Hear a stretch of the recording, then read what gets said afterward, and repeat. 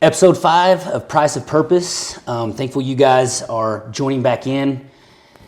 Another week, another opportunity to be pushed, challenged, to feel believed in, feel loved, and to have an opportunity to learn things that you can see your own value, feel your own worth, and operate from that place instead of a place of insecurity, struggle, and a lack of confidence. So I'm going to pray.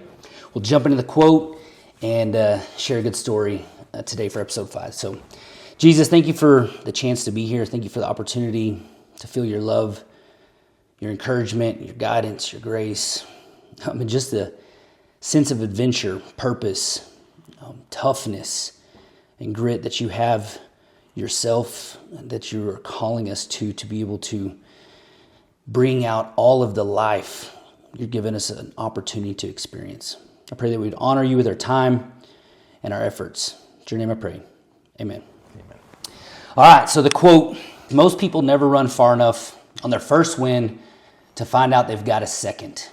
And it is especially true, I believe, in our culture today, and just my experience in working with people, my coaching background and all that stuff, because commitment is lacking in everyday life between the workplace, families, parenting, all of those things. We heavily rely on our emotions, our circumstances to dictate and decide what we're doing. I negotiate with myself too much. Dude, negotiation is a problem. And we all do it. But getting to the point to where we have items in our life that are non-negotiable is absolutely crucial to pursuing a life of purpose. And when it comes down to faith, family, parenting, all those things, we have to have a mindset of there are X, Y, and Z that is non-negotiable. They're not on the table. Because when we begin to put those on the table and we marry those with our feelings and our circumstances will say, hey, you know what? Now that that's happening, because I feel this way, I can now consider those things that I really didn't think would ever come up. But since I'm in this place, now they're an option. I mean, you talk about divorce, things with your kids, in the workplace, considering moving jobs or quitting, or, being upset with your boss, or running a business and considering closing the doors. All of those items, when things get difficult, if we allow ourselves to negotiate and have a lack of commitment to say, no matter what happens, I'm going to ride this bad boy until it burns down. Heaven forbid, that's not where I want it to go, but I'm on this ship all the way till it's sinking. And we too many times use the lifeboats on our ship to the first sign of trouble say, you know what, abandon ship. And I don't want to be like that in my life, especially when it comes down to my Savior, of saying, you know what, Lord, I look through the Bible and I look at all the things that you've called people to, and you've asked so many people, including your son, to do so many difficult things. You commanded and asked them and drew them on this path, and it required and cost them so much. So if you'll do it with them, if you'll do it with your own son, why would I expect anything different other than being able to be in a position to learn the most valuable things in life through adversity and perseverance? Well, it's that resistance training that we talked about. Mm-hmm. And it's like when you're at the gym and you see somebody that you know is just starting their health journey, or they're just starting their fitness journey. I have this thought whenever I see somebody like that. It's like, good for them. I say this preaching back to myself too, as I've been inconsistent with it in the past week or two. But I see that, and it's like, there's a lot of commitment I see that's got to be made. And so it's like, I'm glad they're here. I hope they keep up with it. Because it is an endurance race. There's no checkered flag. I think everybody looks at it and they say, oh, like, I'm just here to get a beach body. And it's like, that lasts maybe a week if you don't 100%. Maintain it. So again, I say that back to myself, because it is hard. It's a consistent, if you slip up a week, so what? Figure it out. But getting that momentum back even is now where I'm having a hard time getting back into it, because I've now lost a lot of that momentum. But yeah, I think people, I'll say it for myself. As soon as I start to negotiate with myself, I hardly ever really vouch for the best of me because of what it takes from me. So if I allow myself to negotiate of like, oh, well, I went yesterday, I don't have to go today. Now I lost that battle. Now I'm not going. Now I've lost that momentum, which could bleed into the next day, which could bleed into the next day. And it can bleed into more ways than just the gym. It could bleed into me oversleeping, me eating stuff I shouldn't be, just because I made one momentum ending decision. I've noticed how much it bleeds into everything else too. 100%. Like you said, missing out on the gym's one thing, but when you start having that habit affect your marriage, parenting your kids, your prayer life, digging into the word, showing up at work, learning new skills as a business owner to keep yourself on the edge. I mean, all of those pieces can begin to be threatened because you begin negotiating with your time in such a way that it's based off comfort or pressure, expectations. If we can just keep it in mind that we're just aiming to grow, not that, hey, by 6 months I have to be at X, Y, and Z. We don't need to have those expectations. Focus on the fact that if you can go in a place to where you choose a few things to do for 6 months, non-negotiable. I'm doing this every Monday, or I'm doing it every day of the week. I'm doing this once a week. I'm going to do this for my spouse. I'm going to do this for my kids. I'm going to pray every morning at this time. And at the end of 6 months, I just want to see what I've grown in, how much I've grown. Don't put a pressure on how you can get to a certain place by 6 months. That way, if you don't get there, you're frustrated, you want to quit, give up. That's not the point. But being non-negotiable and being committed to say, hey, for 6 months, from this date to this date, I'm doing these things no matter what goes on my day. No matter if I'm sick, no matter if I've had to stay up late the night before, whatever it is, I'm doing those things, even if it's my bare minimum effort. Showing up is key. That if we can do that for 6 months, you'd be surprised that at the end of 6 months, you're like, oh, wow, that improved my life in a very positive way. And as I do that, now I can keep those habits, add one more. So for the next 6 months, from the middle of the year, by the time Christmas rolls around, you're like, wow, I've got some momentum, and I'm excited to see what this next habit brings for 6 months. Implementing sustainable habits rather than just trying to get a whole contrasting version of yourself out there the next day. Yeah, I think that's important. So what would that look like? I'm going to put you on the spot for a second, but like what? So let's just take our three things behind the podcast that we're doing. So we talked about it being faith, entrepreneurship, or faith, family, entrepreneurship, right? So let's say those were your focuses for the next 6 months, faith, family, entrepreneurship. What are some goals that you would set that aren't too overwhelming, that are realistic little habits that you would implement? Okay, so this. I'll give you an example of my first 6 months that I did this. It set a prayer time every day for in the morning. And there are times that I miss that, but I have an app that I use to check off, to give myself that little bit of encouragement of saying I can actually touch a bubble, check it off that I accomplished something during the day. So let's say I wake up one day later than I wanted to. I'm struggling. My emotions are trying to beat me down, get me off track, and I missed that time frame of when I normally pray. Well, before I go to bed, I make sure that list is done. And so instead of doing it in the morning, I'm doing my prayer time for people that I've talked to, people that I've let them know that based on their circumstances, things they have going on, I'm praying for you. And I used to have a habit of, hey, I'll pray for you and completely forget about it. Yeah. And I wanted to be genuine about it. Not that I had to have, I'm just this really good prayer person, or, I'm trying to be this, perfect Christian or anything like that. I wanted to genuinely let somebody know in their life, hey, even when I'm not around you, while I'm separated from you, I see what you're going through, and I want to consistently lift you up in prayer to our Heavenly Father about this circumstance that's going on in your life. And I wanted to mean it. And so I create a list, and it's on that list. And so daily I am pushing myself to have a habit of saying, I'm taking time out of my day to honor the Lord, spend time with Him, and then also bring the requests of these people that I have in my life of things they're going through. Some of them smaller than others, some of them really big, life-threatening, impacting their health, impacting how much time they have here on earth.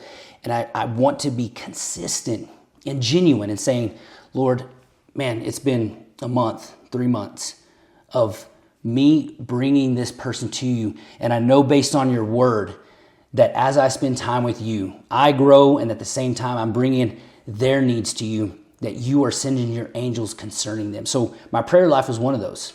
For 6 months, I wanted to be consistent about digging in to time and sharing time with my Heavenly Father. The other one was I created a family prayer, of a prayer that we could memorize for when my kids are in a situation, my wife, myself, we're so overwhelmed, so stressed, or so hurt by something that somebody did to us, we don't know what to pray. And I'm sure everybody's been there. It even talks about in the Bible, when you're in that situation, to just utter, moan, just send up your voice to heaven, even if you don't know what to say. Jesus gave us, the prayer as an example for us to use for that exact reason, I believe, that even if you're in a situation where you're struggling of what to bring to the Father, you can have a consistent guide in what to say. So I created a personalized one. And every morning when we go to school, my kids we as a family, we recite that prayer so we have it memorized. That my kids know, hey, if somebody's bullying you at school, or if you're struggling with temptation, to be a part of that group that's laughing and pointing fingers at somebody at school, you can recite that prayer in your mind to find the strength, the guidance, and the wisdom to make the right choice in tough circumstances. You may not know what to pray, but you have these things memorized so that you can say that, get yourself recentered, and make a tough choice in a tough situation to do something that's honorable and right. And so those were two of the biggest pieces that I started with, that for 6 months wanted to do it. And they've become such a habit now that I no longer even need the reminder, because they are just a natural piece. They come second nature to do those things. Yeah. Well, and I think that's, so you form those healthy habits that are sustainable, because now, like what you were saying, like you just do it. It's just muscle memory at this point. And I think that's the danger I see I see it a lot in Christianity today, is so many people's habits are just going to church, but not implementing anything outside of it. Yeah. I'll say this from the restaurant industry. Sundays mornings were the worst. Like, you ask anybody in the restaurant industry, Sunday mornings were the worst because of the crowd. And it broke my heart, as even though in that time, like, I was trying to figure out where I stood, or like how I was just kind of lost in my spiritual life through all that. But even still, it still broke my heart that Sundays had that reputation, because people weren't living with that Christ-like posture. And I think if we take that quote, most people never run far enough on their first swim to find out they've got a second.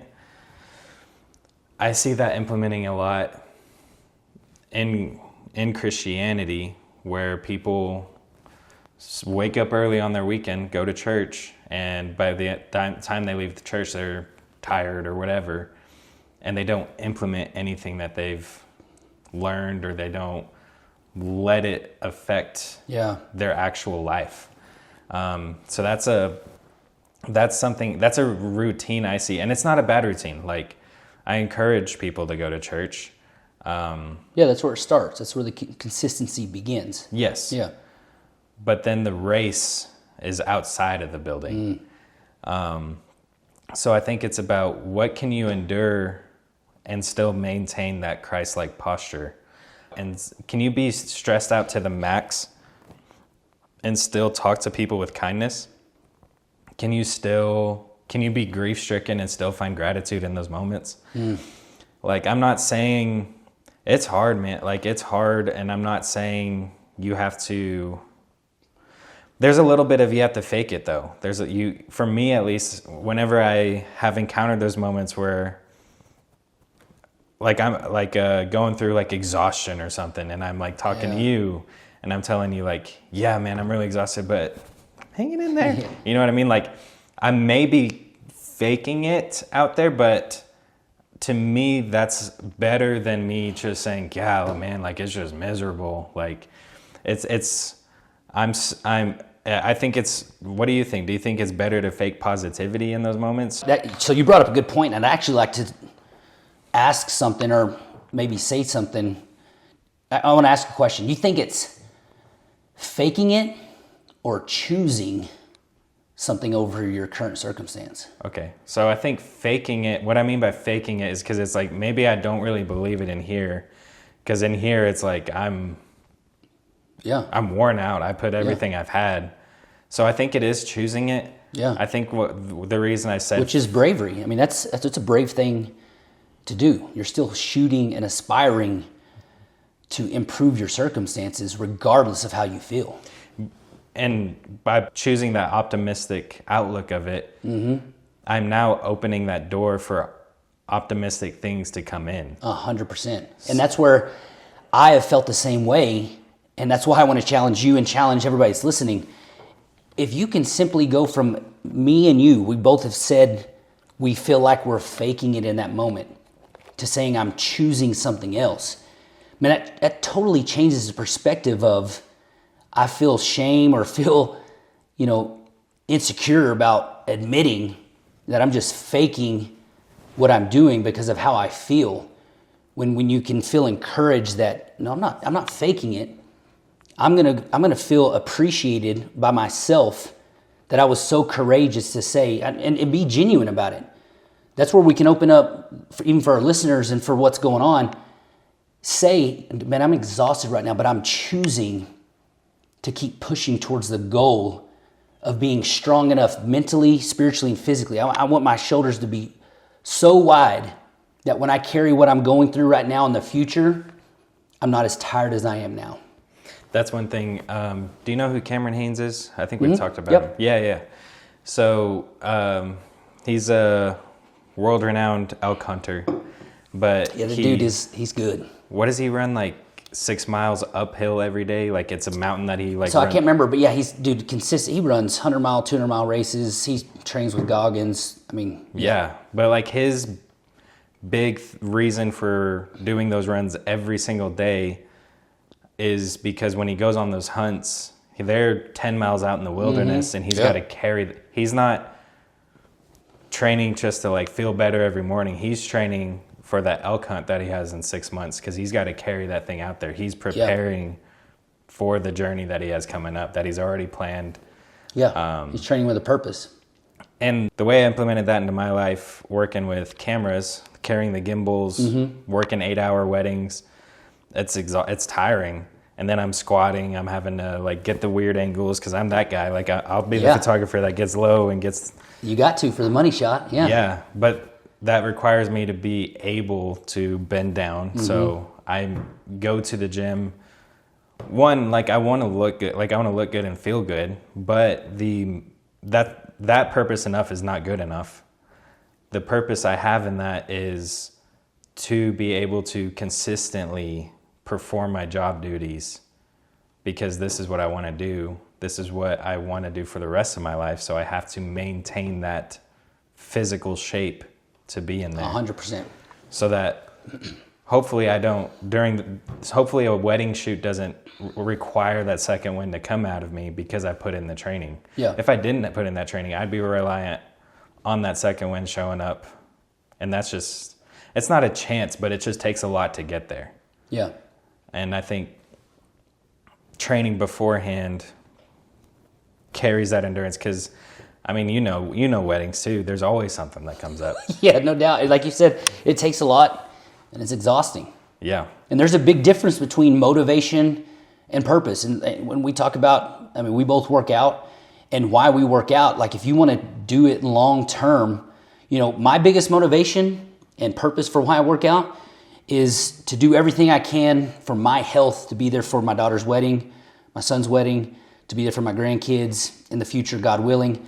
I understand that between a car accident, a terminal illness outside of my control, as far as, it wasn't impacted by me, what I'm consuming, what I'm allowing to happen in my life, those things are out of my control. But if I ever got to a point to where I passed away early because I literally let myself get so out of shape physically and with my health that I passed away because of my lack of discipline, that's a hard pill to swallow. Yeah. And thinking about that up front now helps me say, you know what? I don't feel like going to the gym.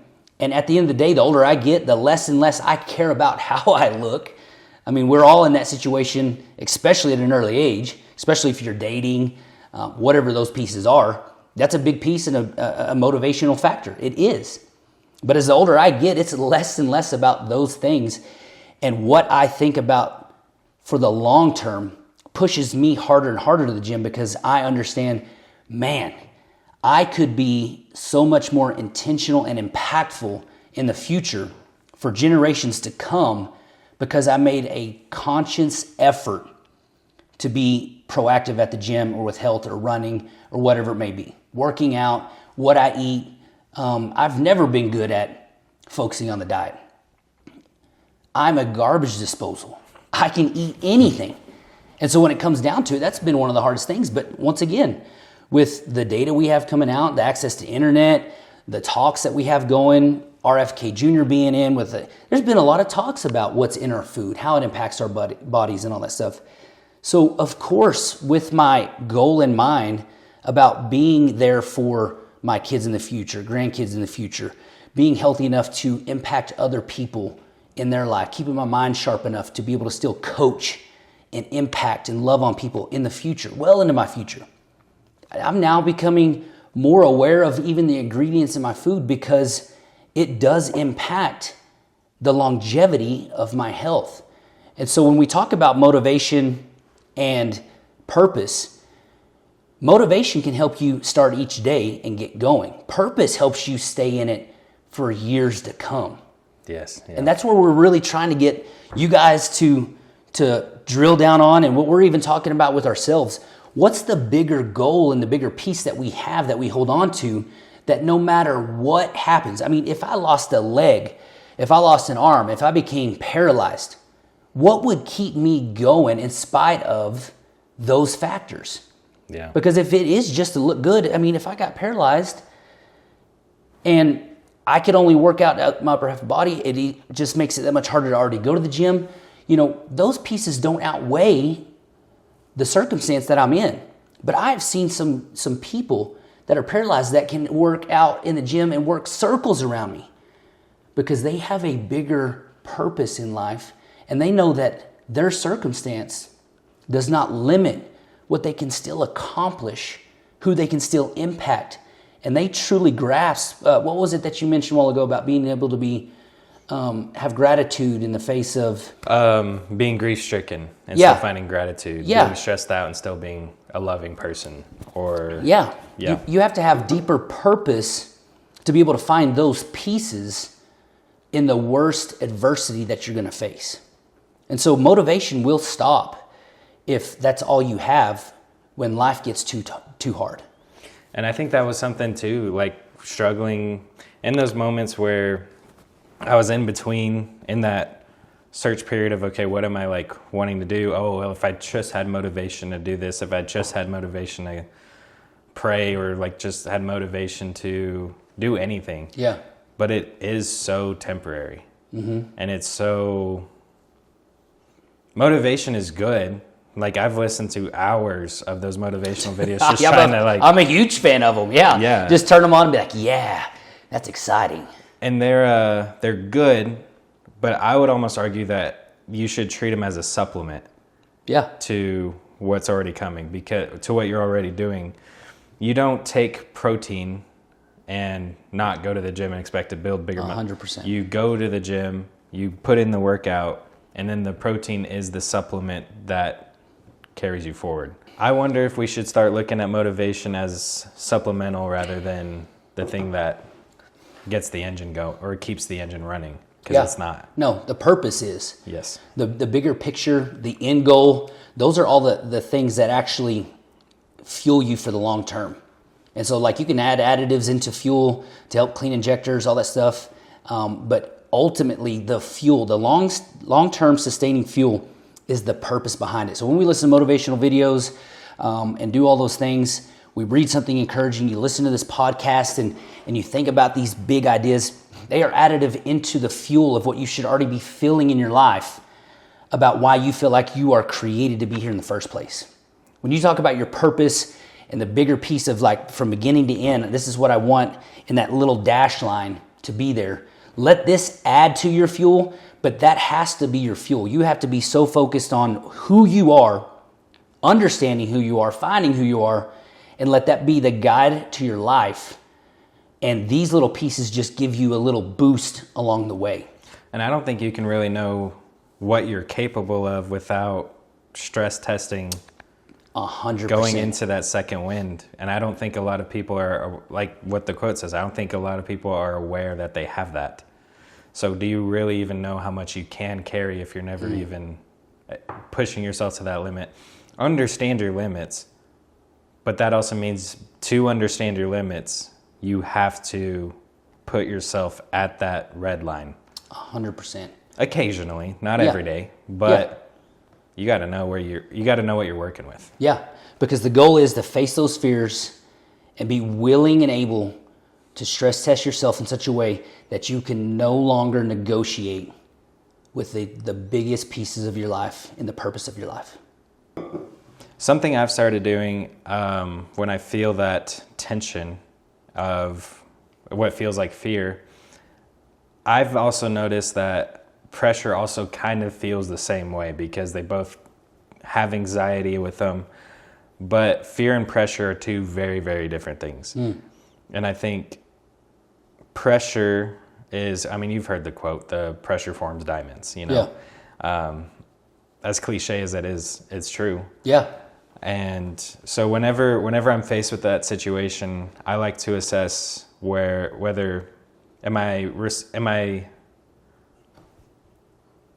I physically responding out of fear or am I reacting to pressure? Fear tells me that I'm misaligned with God.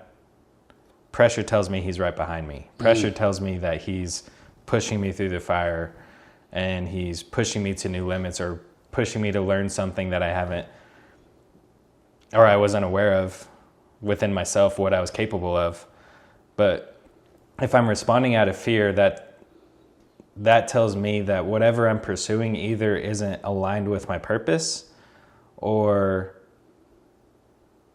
there's work to be done internally. Because that fear could also be a trauma response. It could be a broken mindset that I'm still carrying. It could be that. But once I start to realize like what's going on right now, I've hit a really spontaneous busy season, which is great.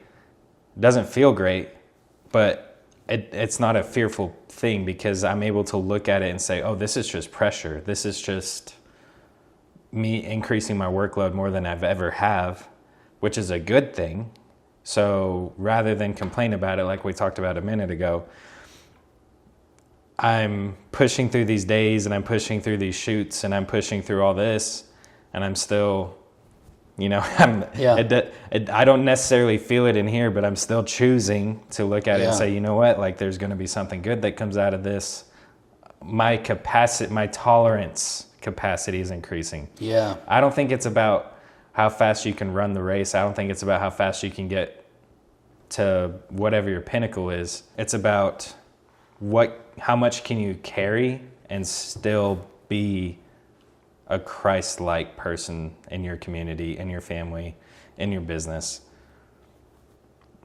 It's not how fast you can run the race. It's how much can you tolerate. That's 100% true. It's about being able to keep moving in the right direction. Mm-hmm. And I got a funny story that actually ties into the fear versus pressure. Years ago, I love camping, being outdoorsy, going to the canyon all the time. And at the church, got to talking about a guy that likes to go hike up, climb 14ers in Colorado. It's really cool. You go to the mountain range, Colorado, the Rockies, and each one that you summit, you can get a patch, you get a sticker, and people like to go hit as many as they can, make a collection out of it, and just be able to see each peak. And I was like, man, I'd really like to go camping with you one time and go along with you. And sure enough, we set one up, and we went to La Plata Peak, packed up his truck, all the stuff, guys camping trip. Just one of the things that is like money opportunity, being out in the middle of nature, elevation enough to where it's nice and cool, not a ton of bugs.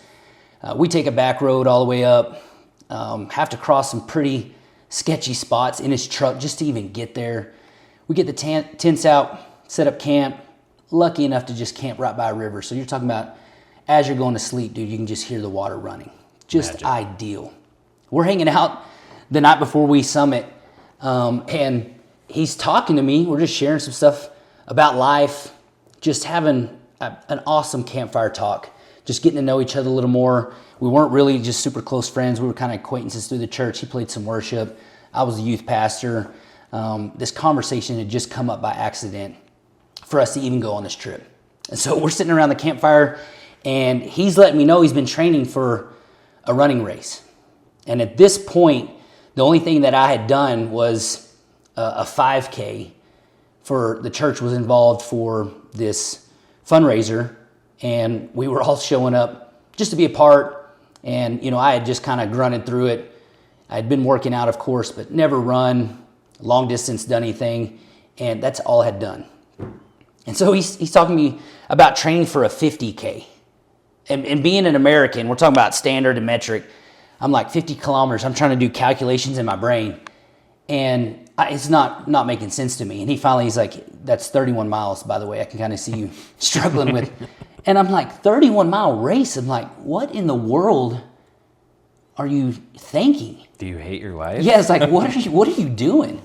He's like, no, I mean, it's very rewarding to push yourself, to challenge yourself to limits. This was well before David Goggins, all that, or at least before I'd found him online and really looked into people, Cameron Haynes, any of those pieces. I hadn't at all been exposed to that. And so I'm sitting here thinking, like, why would you do that? Like, I understand working out and, you know, pushing yourself into uncomfortable situations and stuff like that. Well, he goes on to try to convince me to run this race. And of course, my first reaction is like, nah. You know, I'm here camping with you. We got a long hike in the morning just to summit this thing. We got to get up at 4 a.m, hike up, I feel like I'm doing pretty good. And he's pushing on me. So this is around the same time that I'm looking at starting to flip houses. You know, I've shared that I like trying new things, trying to face fears and all that stuff. And so as he keeps wearing on me, I begin to get a little inspired that I'm thinking like, okay, well, like, not only could I do this with somebody, this would be really challenging. It'd be something new and different. And the more he talked, the more I began seeing the opportunity of it instead of just thinking like, you know, I would not at all imagine myself doing that. Yeah. And finally he threw out, like I didn't agree to it there. He finally threw out, he said, well, here's the deal. He said, they have a 20K. You have a 20K. He said, will you do that one? He's like, but if it fills up, he's like, you got to sign up early. If it fills up, you've got to sign up for the 50K. Will you at least just commit to running, training with me and doing, and at least run the shorter race? And I'm thinking 20K, you know, that's a lot less miles. I still couldn't do the calculation in my head, but I was like, you know, that's less than half of the 50K. Mm-hmm. And I was like, fine, you know what? I'll try something new and I'll do it. Well, lo and behold, I'm coaching and teaching at this time. And the day it went live on the internet, I was teaching and observing for the STAR test. Well, in the school system with the kids and all that, no cell phones, no distractions, nothing. And so I can't get online to get into the 20K. And sure enough, he wasn't wrong. It filled up. And so I'm faced with, my first thought is, I know usually when I tell somebody I'm going to do something, I do it. But I'm about to tell this dude, no, the 20K filled up and I am not doing the 50K. And I wrestled with it. And I was just like, dude, this is not happening right now. Long story short, the character side of me said, no, you said you were going to do it. Try it, get after it. And if anything, This will be a cool accountability piece, being able to do it with somebody else, and let's see what you're made of, challenge yourself with something new. Yeah. So I signed up, and I ordered shoes. I started looking at where I could train, how to train, what's a good average speed, running. I mean, I'd never done any of this. First day, I go out, man, I just blitz it for the first mile. I mean, totally ignorant to how I'm supposed to do this. I get a mile out, and I'm smoked. I walk back to the house. just toasted. And so I have to reassess. I have to learn how to address this and how to grow in it.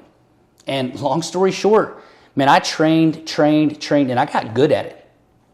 I began to get on a training schedule to where I would run 4 miles every day. And then once a month or so, I would do a 10-mile run. And I was ready to go for this race. Now, there's some funny pieces that come up in this as I get through this journey. On race day, I get through the first 16 miles, just halfway in. And I have an 8:08 pace. I'm stoked. I'm moving. Yeah. Okay? Growing up through sports, I played a lot of sports. I had cramped once in my life. One time. Football game, I stretched it out. Was good the rest of the game. I get this stitch if I go up the stairs too quickly. Dude, I grew up wrestling, man, and talk about the level of endurance and in shapeness you get from wrestling. That always helped me, I believe. Yeah, no, I believe it. So I'm 16 miles in, and I start cramping in my hamstring hard. I'm thinking, man, I'll pull off. I'll stretch this out. Dude, I'm going to pound the rest of these 15 miles out and be done.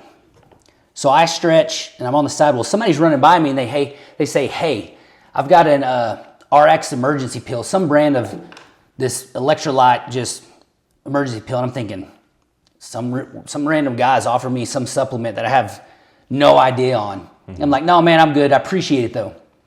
I wish I'd have taken that pill. I get half a mile in, it starts cramping again. Well, I go to stretch that right hamstring, and my abs start cramping because I'm bending over stretching. I stand up, trying to stretch my hamstring. I go another quarter mile. I go to stretch. Abs start stretching or cramping. My quad starts, convulsing violently on my right leg. And so I'm trying to hit my leg and get it to relax, stretch my hamstring because it is cramping like crazy and my abs are cramping. I go, another 100 yards, both hamstrings lock up. I go to stretch, abs are locked up. Quad is convulsing on the right leg. I'm literally laying on the trail because I can't get my abs to stop, and I've got my toes curled, stretching my hamstrings, and I'm just hitting my right leg. People are jumping over me. I kid you not, dude. I was mixed between embarrassed because people are literally just jumping over me to somebody please save my life. And so I get up and I start walking. As long as I'm walking, after I get everything stretched out, everything's fine. Dude, I've got 14 plus miles left. And I'm thinking, man, I had a good pace going. I'm frustrated, torn between quitting, all of these factors. So I'd walk long enough to finally get frustrated and be like, you know what, I'm running again. So I'd start running. And as soon as I start going uphill, it was a problem because I was bringing my knees up and really kicking my heel up, and my hamstrings would lock up. Man, I faced cramps every time I tried to start running. From that point till the end of the race, I had to literally walk the rest of the way. So I do finish the race. A few times I wanted to pull off. You can pull off any of the aid stations, quit the race. I'm so thankful I didn't, because I walked and ran 31 miles. You got to think about it. Try to go outside and just walk 31 miles as fast as you can. I promise you'll be exhausted just from speed walking 31 miles. So I had to take the positives out of it. But the funny piece about that race is here's some information that'll make you think of how blind I went into this. I only drank water that whole time. They had electrolytes at the aid station. They had food. They had all that stuff. I thought, man, no, I got water, good to go. I had no electrolytes. I was not taking any of the food at the aid station. I had zero experience, zero awareness of the food side, the supplement side of running this race. And so when we talk about motivation, adding that stuff to your fuel, adding the encouragement of meeting with somebody, being accountable to somebody. As I kept my eyes on the bigger picture of just finishing, if I would have known that I could have taken that supplement pill, I could have increased my uptake of electrolytes. If I could have taken the avocados and the granola and the raisins and all the stuff they had at the aid station and supplemented my journey, dude, it would have been a night and day difference for my race. 100%. And it was one of those things that after that entire journey, I go on to run another 31-mile race. And then on the flip side, I learned the supplement side, but then get a physical injury. And it impacts my race, but I finished that one as well. But through that whole process, I appreciated the pressure of being accountable to the guy I was running with, being accountable to a 31-mile benchmark that I knew I had to train for. If I wasn't prepared, it was going to be absolutely brutal. It was even brutal after all of the miles I had trained to get there. But you had a very good point. Sharing that personal story from my own life, 31 miles was overwhelming. But now that I've run 2, if I ever wanted to run a third one, I ended up running another 25K after that and made it completely through all the way. And that 25K seemed like child's play as opposed to 50K. Right. If I ever think about running a 5K now for a fundraiser, stuff like that, I know that I could go out with zero training and accomplish it. Yeah. And it's not to say I'm not the fastest. I wouldn't go win it. I'm talking about knowing my limits, knowing what I can carry now. A 50K no longer seems insane or overwhelming. It's hard. It's extremely hard. But when he was first talking to me about a 50K, it was almost borderline impossible. Like it just seemed almost asinine to me to be like, why would you do that? But what I learned about myself through that whole process of being accountable, having the pressure of a deadline and a date, and having to train and meet those expectations, it created discipline and it really broadened my horizon of my own self as a person, of what I can handle and what I can accomplish. Yeah. So I learned so much of about myself and about my life through that I did internalize that and really began to sit with myself and say, man, if you can run 31 miles physically, what else can you do physically? And then what are you capable of emotionally and spiritually? Yeah. Things that you've discredited yourself, doubted yourself on, that you think, man, I could never do something like that. Yeah. Well, first of all, you've just never tried. So you have no clue of what you're capable of accomplishing because you haven't even put yourself in the race. Yeah. I think, well, and you talked about it too, in your preparation for that first one. We talked about it in the last episode, but scaling your dragon, you didn't go out on the first day with your brand new shoes and just try to hit that 30K. Right. Yeah. You learned really quickly you had to start with 1 mile because 1 mile wasn't challenge enough. Yeah. And so I'm sure that looked like, okay, we did a mile today. Maybe we can do a mile and a quarter next, maybe a mile and a half the next day. You know what I mean? Like gradual steps. Because I think that's one of the unhealthiest expectations. But it makes sense to set that expectation because we see people online that look like they just wake up and can just run a 30K. Yeah. That's just not the reality. It's not.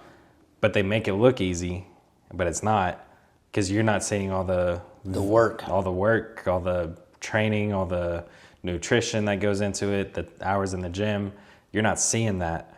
So I think it's really important to note that that's what you did, was you took that 30K, worked it down, and learning to see that it wasn't the shoes, it wasn't the outfit that you wore that made it any easier. It was what were your lungs capable of, what was your body capable of.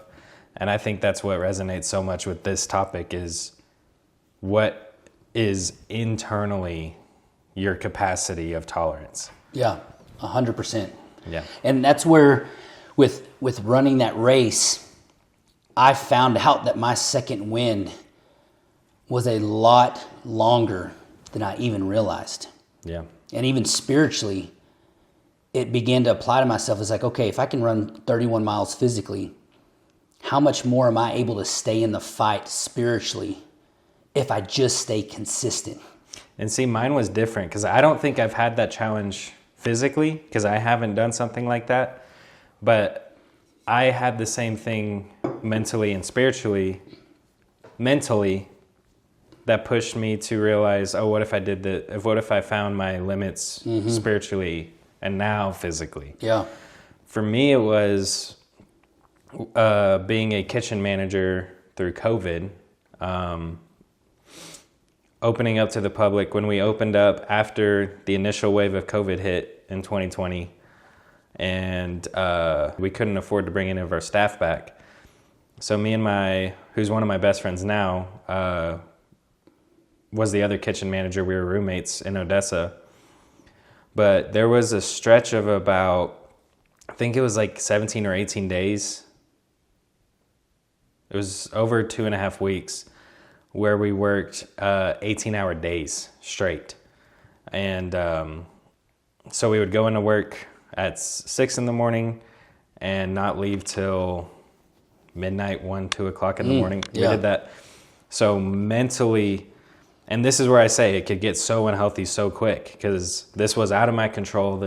I wasn't planning on testing my limits at all. Yeah.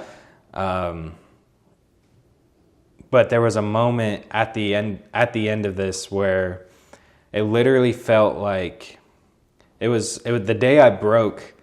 I was in the kitchen prepping food, cooking on the line, going back, prepping, back to the line, just back and forth as we had been doing for 2 weeks already.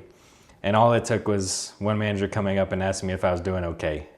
That's all it takes. Yeah. But it was crazy, dude. Like, have you ever seen this funny way to reference this? But Toy Story 2, do you remember? Yeah. When Woody fell through the door and it's just like he's falling into the blackness and all he sees is the door. Yeah. I felt that consciously. Like it was like my conscience separated from my body and I was watching everything through like a distant TV screen that was my eyes. Yeah. And there was just, like, I don't know any other way to explain it, but like I detached from myself in that moment. And long story short, fast forward 2 years of digging and work, that obviously I reconnected that. That took a while to reconnect that.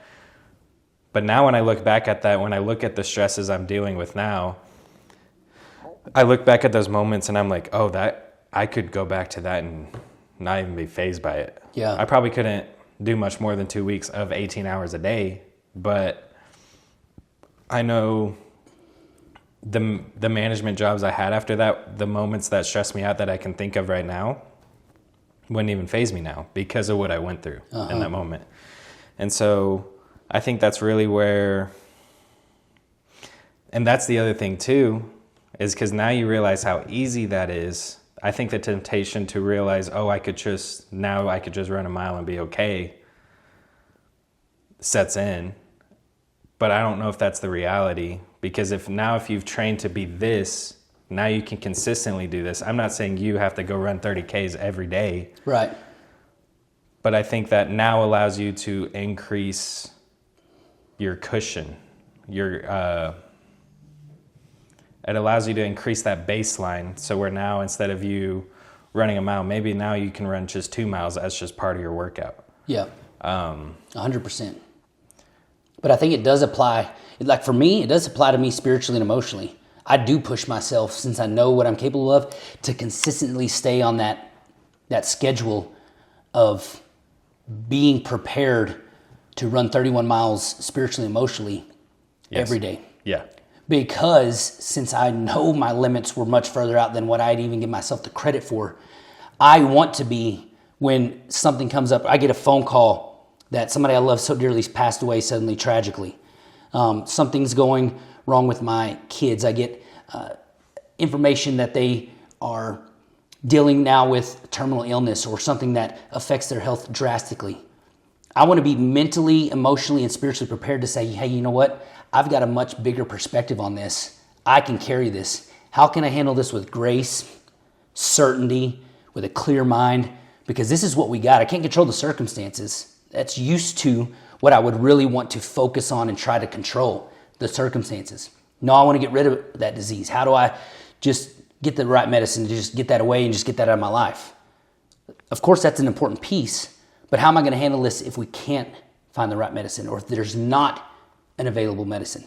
How do I make the most of the time that is available to me and still be a solid foundation for my family to stand on, to be a consistent leader to where I can feel the rain, I can feel the storm swirling around me, but I've created a resiliency in me to where, hey, you know what, everybody get underneath the covering because I have been in this storm many times and I will protect you and I will cover you and we will make it through this regardless of what the outcome is. One of my favorite verses I think that can supplement this is it's Psalms 84:11. For the Lord God is a sun and shield. The Lord bestows favor and honor. No good thing does he withhold from those who walk uprightly. When I think of that quote or that verse, I think of the scene from Lord of the Rings when Gandalf comes over the mountain and the sun rises, and all the orcs are like blinded by it. But like thinking about that moment, so if I picture myself with a shield in front of me, sword in my hand, if I'm cowering behind my shield because I'm afraid of what's in front of me, I'm not able to see the full perspective of what actually is going on in front of me. So if using the sun in that visualization as God standing behind me, if I remember who's standing behind me, I have no reason to cower. I have no reason to hide behind this false security. A shield of your own making, Yes. Yeah. And I'm able to fully stand up courageously, boldly, and engage with whatever I'm facing, whatever I'm fighting against, because I know who's behind me. You have a bigger purpose. And it's also, it's that confidence. Yeah. It's the confidence it's the same confidence that David had going against Goliath. I don't care what's in front of me because I know what I've got behind me. Yeah. He wasn't believing in himself. He was believing in the Lord. Right. 100%, yeah. But I also don't think David would have had that confidence had he never been practicing, if he had never been fighting the lions he was already facing. Right. So that's where I think like that extra work does come in, like the preparation, the preparedness comes in. The consistency, Yeah. Yeah, just like the verse you talked about, for those that walk uprightly. Yes. And it's not just saying, hey, he walked uprightly one day, No. and so the blessing and the sun shines. And no, it's consistently through the storms, through the valley, through everything, over the mountains, back through another valley, consistently walking. And so that's what we're focusing on today and talking about, and it's the consistency of pushing in and paying the price to find our purpose. It develops all these things in us along the way to be the version God created us to be, to carry the things that we need to where he's calling us to. And that, to wrap it up, having an all-in mindset will get you to places that your talent alone never could. And so when you go all in and just stay consistent, if you had just relied on your talent and let your circumstances and your feelings decide, you will usually quit. And since you quit, your talent's no longer a factor. But if you depend on chasing your purpose and staying consistent, you will get to some form of that end goal because you will simply stay in the fight long enough to get there. Yeah. And so having the consistency, finding your second wind is so important to everything you do. Allowing yourself to negotiate is something that you cannot tolerate in your life on a daily basis. If we remove the ability to negotiate ourselves, we remove our feelings, we remove our circumstances, and your tolerance grows because you're consistently putting yourself in those situations to be able to carry those moments and situations in your life. And if you need someone to compare yourself to, just don't compare yourself to other people that you see in the gym, that you see running the 50Ks. Yeah. Compare yourself to who you were yesterday. 100%. That's enough to get you to where you need to go. 100%. And it's healthy. Yeah. Yeah. Just starting, staying consistent, and having the most important things in your life being non-negotiable. No negotiating. I'm going to show up no matter how I feel, no matter how good it looks or bad it looks. I'm going to show up and stay consistent. And at the end of 6 months, a year, and at the end of your life, you will have so much amazing and beautiful growth and people to share it with that's ultimately the goal. Not, like you said, not comparing to anybody else, but your growth, your ending to your life will be full of memories, growth, and impact on yourself and those that you love most. Episode 5, another challenging topic to encourage us, to push us. I hope it was as challenging to you as it is to me, as it is for us. And I hope that it's something that you can take and now begin to apply into your life. Don't just come and listen. That is not our goal with what we do. We want you to take at least one piece of this and begin consistently applying it to your life every day. So until the next time, we'll see you guys on episode 6. That's a wrap. That's a wrap.